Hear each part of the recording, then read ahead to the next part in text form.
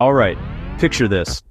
What if I told you that the secret to glowing, hydrated skin might be sitting in your kitchen right now? Yep, I'm talking about Korean rice cream. This DIY skincare hack is blowing up. First, let's talk ingredients. 1 cup of cooked rice, preferably organic, short grain. 2 tablespoons of raw honey. 1 tablespoon of cold-pressed coconut oil. 2 tablespoons of fresh aloe vera gel. Optional, a tablespoon of rose water. Optional, a tablespoon of vitamin E oil.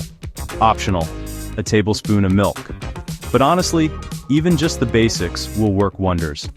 Start by boiling your rice like you normally would. Once it's cooked, drain off any extra water and let it cool down to room temperature. Trust me, you don't want to blend hot rice unless you're aiming for a kitchen disaster. Now here's where the magic happens. Add your cooled rice to a blender. Then pour in the honey. Add the coconut oil. Add the aloe vera. Add any of those optional extras you picked. Blend it up until you get a super smooth, creamy paste. If it's looking a little too thick, just splash in some rose water or distilled water until it's just right. Once you've got that dreamy texture, scoop it into a clean, airtight glass jar.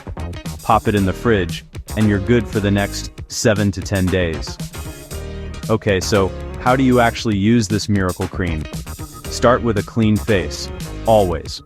Take a small amount and apply it all over your face and neck.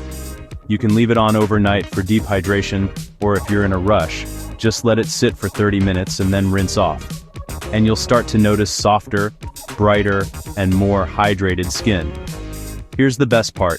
You know exactly what's going into your skincare, and it's all natural. Plus, it feels pretty awesome to whip up your own beauty products, right? So, if you're ready to give your skin some serious love, give this Korean rice cream a shot. Let me know how it works for you in the comments, and don't forget to hit that like button if you found this helpful. Thanks for hanging out with me today. See you in the next one.